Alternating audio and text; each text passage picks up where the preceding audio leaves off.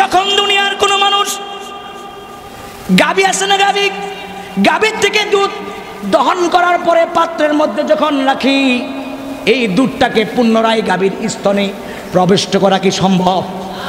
আর চিল্লা বলে সম্ভব। যেমন যদি অসম্ভব হয়, কোনো বান্দা খাটিয়ে দিলে তওবা করার পরে গুনার দিকে যদি যাওয়া এমন অসম্ভব বানাইতে পারে, ওই মানুষের গুনাহ খাতা আল্লাহ মাফ করে দিবেন। এমন তওবা কবুল হইছে মালিক ইবনে দিনার আল্লাহর ওলি হয়ে গেছে। কি হয়ে গেছে? আল্লাহু আকবার। আল্লাহর ওলি হয়ে গেছে। এমন ওলি হইছে আমার ভাইয়েরা, দুনিয়া থাকা অবস্থায় ফেরেশতাদের সাথে তার মুলাকাত হয়ে গেছে। কথা বুঝছেন না ভাইয়েরা? এই রাতটা অবহেলা করবেন না, কিছুক্ষণ চলবে না কালেকশন করতে। কত বাজে? ও আচ্ছা আচ্ছা। তো আপনারা ধৈর্যহারা হয়ে যাইতেছেন? সারা রাত্রে চললে ফজর নামাজ পড়তে হয়ে গেলে তো আর সমস্যা। আপনারা আর কিছুক্ষণ সময় দিবেন তো ইনশাআল্লাহ? আপনাদের ইমানে জজবা আছে, জজবা অনেক, ঠিক না? জোশকে সাথ হুশ রাখনা চাহিয়ে, খালি জোশ হইলেই তো না, হুশও থাকতে হবে। কাজ অনেক বাকি, কাজ বাকি আছে না নাই? আমল আমল করবেন, আমল আমল से जिंदगी बनती है, जन्नत भी जहन्नम भी, एक हाथ अपनी फितरात में पूरे हो, ना नारी ना नूरी। अल्लाहु আকবার। আমলের দ্বারা জীবন গড়িতে হবে।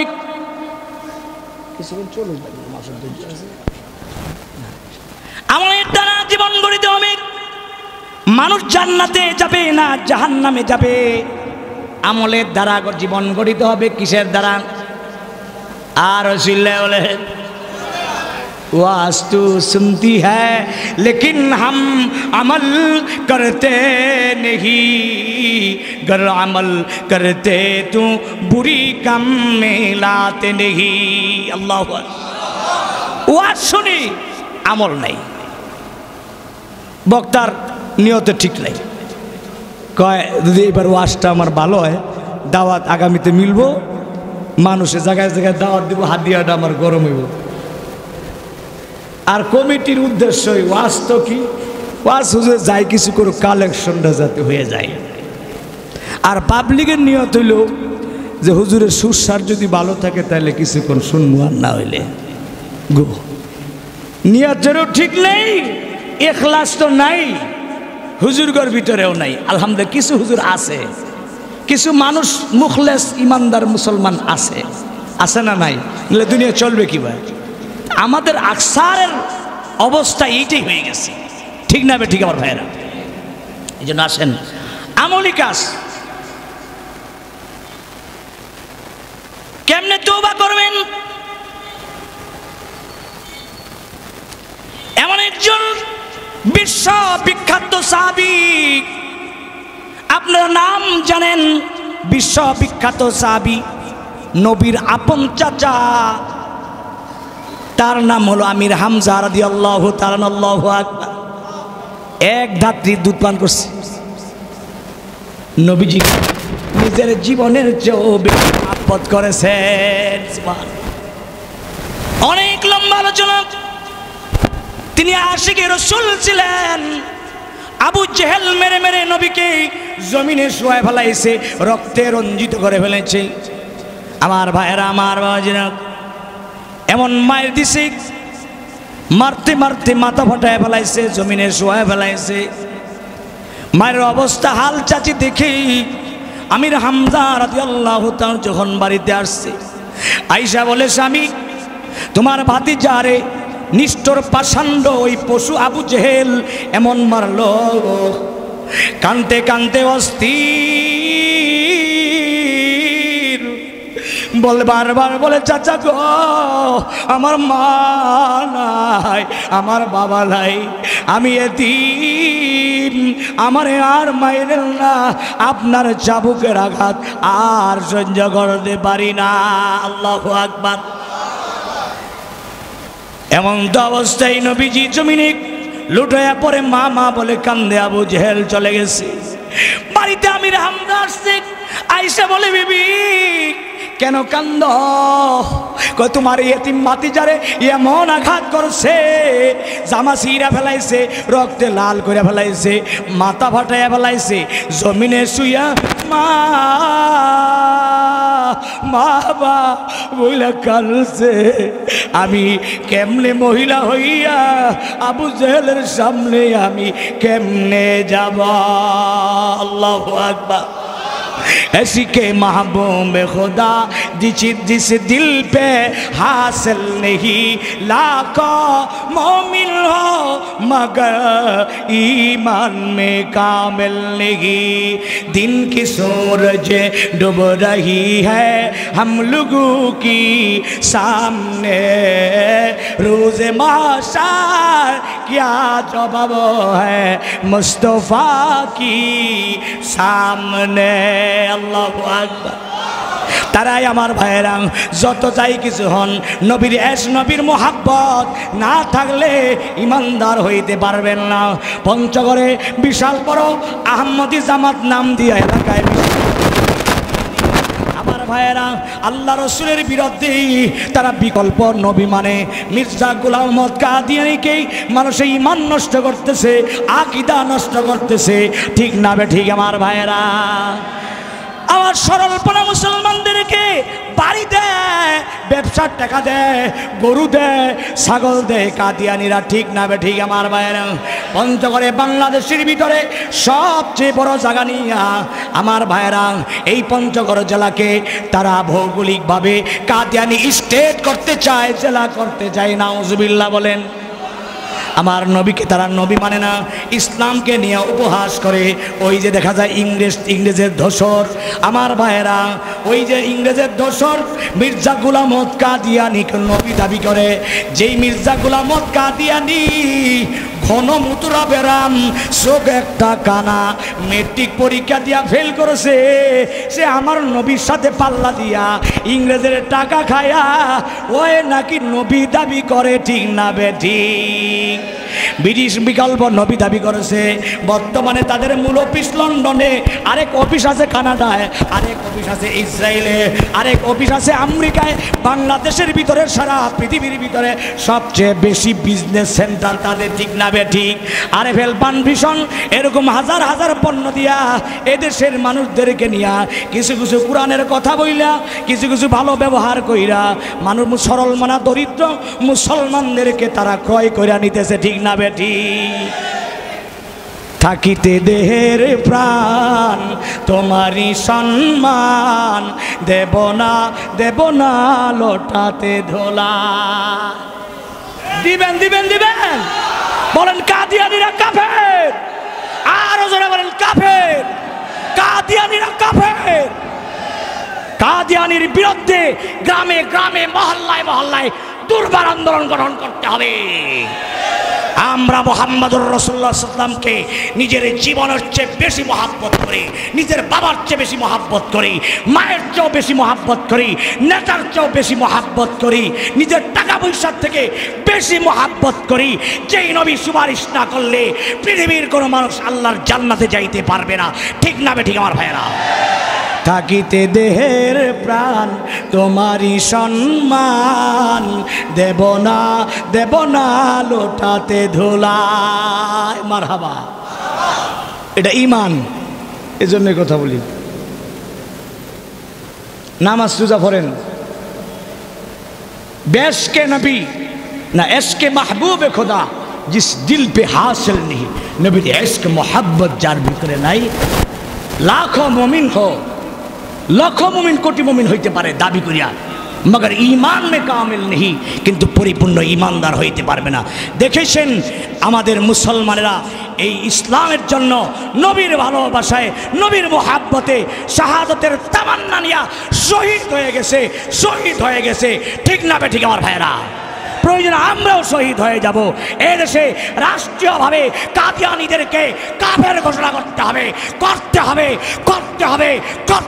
ঠিক না ঠিক? কাদিয়ানীর কাফের,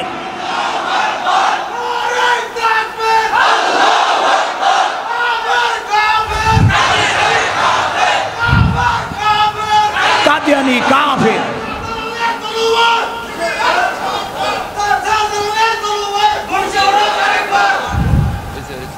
মাশাআল্লাহ, খারাপ লাগতেছে? এই মিয়া মসজিদে চান্দা করে কি ইমান না থাকলে চান্দা থেকে কামাইব? এই মসজিদ করে ইমান যদি না থাকে তাহলে আপনি মসজিদ করে জান্নাতে যেতে পারবেন? মাদ্রাসা করে জান্নাতে যেতে পারবেন? নবী আমাদের ইমান, নবী আমাদের কি? নবী দিয়ে আমাদের কি? এই যুবকেরা, আজকে এই মুন্সিপাড়ার যুবকদেরকে বলে যায়, এই শাহজালালের পূর্ণভূমিতে, চরমরায়ের পূর্ণভূমিতে, শাহ মাকতুমের পূর্ণভূমিতে কাদিয়ানীদের ঠাঁই হবে না, হবে না, হবে না। মনে থাকবে কাদিয়ানীরা কি? কাদিয়ানী কি? আজকে বলে গেলাম, আপনারা আমার এলাকার লোক, আপনারা আমার ভাই, আমি ঠাকুরগাঁয়ের কৃতি সন্তান, সারা বাংলাদেশে কথা বলি। যদি আপনারা যখন কোনো কাদিয়ানীর বিরুদ্ধে আমরা ডাক দেই, আমি মুফতি বল ইসলাম কাসিমি ডাক দেই, আপনারা ডাকে সাড়া দিবেন তো? সাড়া দিবেন তো? আল্লাহ সবাইকে কবুল করুন, আল্লাহ সবাইকে কবুল ও মঞ্জুর করুন। নবীর চাচা কয়, কি কামটা করছে রে? আমার ভাতিজারে মারছে। এই কই রে? দৌড়ে গেছে আবু জেহেলের বাড়িতে। এই বেটা বাইর দিক। আবু জেহেলের দুই ফুল আইছে যে আরবের ভিতরে সবচেয়ে বড় তীরন্দাজ হলো আমির হামজা। আওয়াজের গতি বেশি একটা ভালো না, যদি রাগ উঠে যায় বাপ বেটার তিনটারে একসাথে হুয়ে ফেলে। এই তুই আমার ভাতিজারে মারছ? মারছি। কি অপরাধ কি?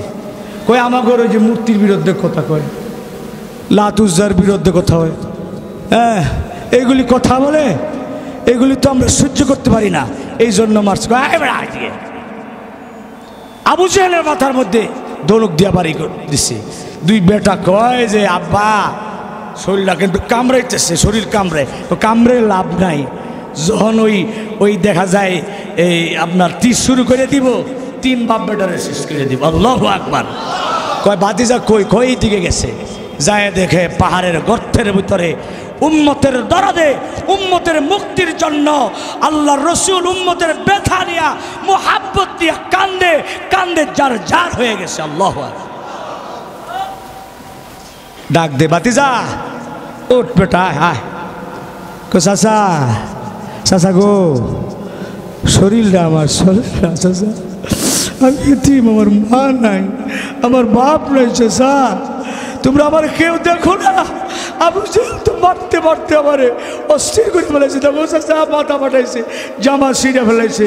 চাচা গো, ও চাচা, আমার কি কেউ নাই নাকি? কেউ নাই? আমির হামজা ডাক দিয়া বলেন, ভাতিজা বলো বলো। তখনও আমির হামজা মুসলমান হয় নাই। তখন ওই মুহূর্তে বলতেছে, ভাতিজা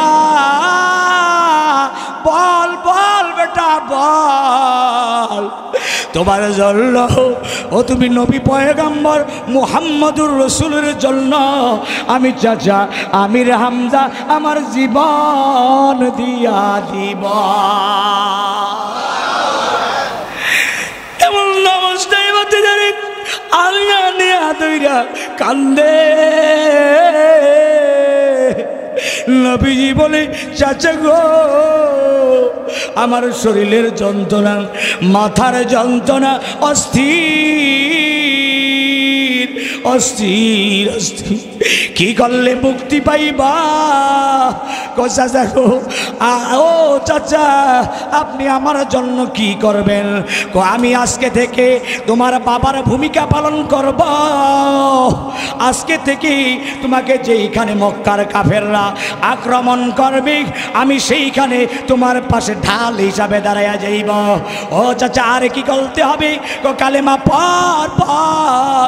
ও চাচা আমার শরীরের যন্ত্রণা ভালো লাগে না, তাই গো বলেন কোন পাশানে রে মারে রে পাথর, এতিম নবীজির খুন ভয়ে যায়, সারে শরীরে মারে রে পাথর, কান্দে আসমান জমিন হায়।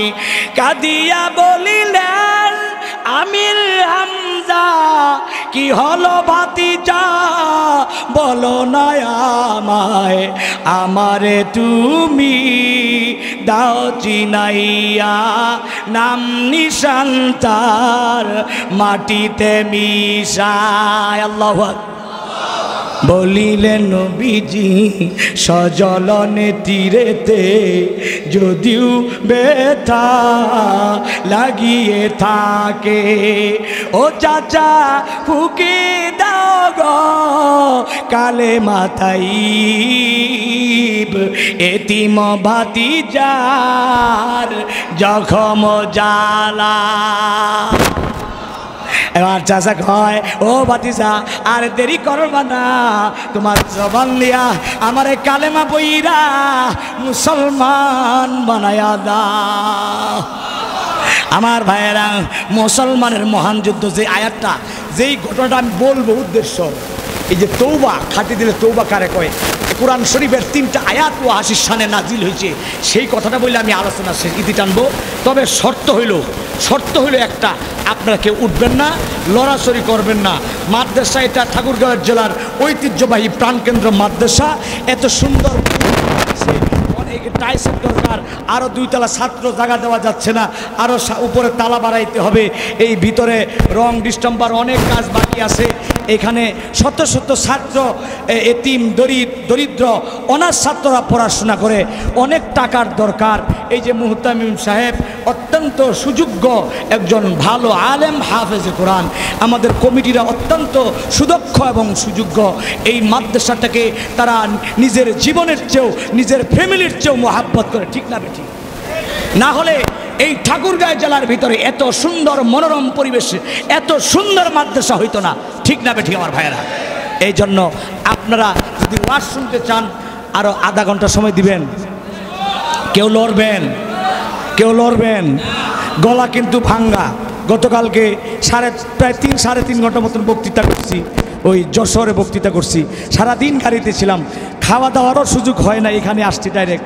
আমার বাইক না কয় মামা একটার পরে ফোন দিতেই আছে, দূরের কারবার বুঝেন না, দূর থেকে আসছি এই যশোর থেকে, চিন্তায় পড়ছে যে প্রধান বক্তা দাওয়াত দিছি, যদি মিস করে তো মার্ডার হয়ে যাইব। আর আমারও একটু চিন্তা, যেটা তো আমার এলাকা, বাইরে কি হোক না হোক এখানে তো আমার ঠিক রাখতে হবে, ঠিক না ঠিক আমার ভাইরা? আল্লাহ পাক আমাদের আগমনকে, আমাদের মাকসাদকে কবুল ও মঞ্জুর করেন সবাই। আল্লাহ পাক আমাদেরকে ঈমান দান করেন, আল্লাহ পাক আমাদেরকে পরিপূর্ণ হেদায়াত দান করেন, আল্লাহ পাক আমাদেরকে আশিকে রসুল হিসাবে কবুল ও মঞ্জুর করেন। ওহুদের যুদ্ধ লেগে গেল মুসলমানের সবচেয়ে ভয়ানক যুদ্ধ। যখন শুনলো মুহাম্মদ রাসূলুল্লাহ শহীদ হয়ে গেছে, কুতিলা মুহাম্মদ, চাচা দৌড়ে বাইরে গেছে। বিপদে যদি ভাতিজা পড়ে চাচা থাকতে পারে? একটু আওয়াজ করে বলেন, চাচা থাকতে পারে? এক তো রক্তের টান, আরেকটা হল ইমানি টান। দৌড়ে গেছে, হ্যাঁ আমার ভাতিজারে মারছে। যখন এই কথা বলল, যুদ্ধের ময়দানে ঝাঁপিয়ে পড়ল, অনেকগুলি কাফেরদেরকে ধরাশয়ী করে আমার ভাইরা সামনের দিকে পথ পরচে অতিক্রম করছিলেন। তখন ওই ওয়াহাশী নামক গোলামরা নবী পাকের চাচাকে পিছন থেকে বর্ষা দিয়ে আঘাত করেছে, নাউজুবিল্লাহ। কারণ মুসলমানেরা পালোয়ানের জাতি, বীরের জাতি, এরা গুলাম টুলাম মাইরিয়া, বুঝেন না, হাত কালা করতে চায় না। জি, গুলাম টুলাম বললিয়া হাত কালা করতে চাই না। আমির হামজা রাদিয়াল্লাহু তাআলা আনহু ও হাসি গুলামডারে দেখছে ওই যে পাথরের পিছনে লুকায় আছে, আর সে হলো ওই যে আবু সুফিয়ানের স্ত্রী হিন্দা, হিন্দার গোলাম। এই লোকটারে যদি মাইরে দিতে পারো তাহলে কিন্তু তুমি আজাদ পাইবা, তুমি গোলাম, তোমাকে আজাদ করে দিব। শর্ত মুসলমানের সবচেয়ে বড় তীরন্দাজ বীর যোদ্ধা হযরতে আমির হামজাকে মারে দিতে হবে। তো ঠিক আছে, পাথরের পাদদেশে এইভাবে লুকায় আছে। যখন সামনের দিকে যাচ্ছে পিছন দিক দিয়ে বর্ষা মারছে, মারার পরে তিনি জমিনের মধ্যে ধসে পড়লেন। পড়ার পরে আমার ভাইয়েরা তার বডি থেকে মাথা বিচ্ছিন্ন করা হলো, সমস্ত শরীরটাকে টুকরো টুকরো করা হলো, বক্ষ বিদ্দিন করে কলিজাটা কেটে সেই হিন্দা, ওই কাফের হিন্দা যিনি আল্লাহ রসুলের চাচার কলিজাটাকে চিবায়ে চিবায়ে কাঁচা কলিজাটাকে রাক্ষসটির মতন খেয়েছেন। নাউজুবিল্লাহ বলেন। এতই রাগ, সমস্ত বডি অঙ্গ প্রত্যঙ্গ আলাদা আলাদা করে ফেলেছে। যুদ্ধ যখন শেষ হয়ে গেল, নবীজি দেখে কোথাও কোনো আঙ্গুল, কোথাও পা, কোথাও এটা, কোথাও মাথা, কোথাও নখ, কোথাও চক্ষু, কোথাও কান, কোথাও হাড্ডি, এইভাবে ছিন্ন বিচ্ছিন্ন হয়ে পড়ে আছে। বিক্ষিপ্ত একটি লাশ পড়ে আছে। আল্লাহু আকবার বলেন। আল্লাহ রসুল বলেন, এটা কার লাশ? বলেন, আপনার চাচা আমির হামজা। আল্লাহু আকবার। আপনার আমার পয়গম্বর কান্দে, ইয়া আম্মি, ইয়া আম্মি, আমার চাচা, আমার চাচা, আমাকে আমার বাবার ভালোবাসা দিয়া রাখছ। আজকে ইসলাম গ্রহণ করার কারণে মক্কার কাফের বেঈমানেরা ও হাসি নামক গোলামটা তোমাকে টুকরো টুকরো করে ফেলেছে। আমার ভাইয়েরা, চাদর বিছিয়ে দেওয়া হলো, কখনো নাক আনা হচ্ছে, চক্ষুগুলি আনা হচ্ছে, হাতগুলি আনা হচ্ছে, সমস্ত টুকরাগুলি নবীর চাচার শরীরের টুকরাগুলি চাদরের মধ্যে রাখা হয়েছে। আল্লাহু আকবার। নবীজি কান্দে, দাঁড়ায়া থাকতে পারে না, অস্থির অস্থির অস্থির। এমন অবস্থায় আল্লাহ ডাক দিয়া বলেন, ও আমার বন্ধু, ও আমার সরকারে মদিনা, আপনার চাচাকে আমি আল্লাহ রব্বুল আলামিন জান্নাতের মেহমান বানায়া দিছি। সে জান্নাতের ভিতরে বিচরণ করতেছে, ঘোরাফেরা করতেছে, আমার দেওয়া রিজিক আহরণ করতেছে। আল্লাহু আকবার বলেন।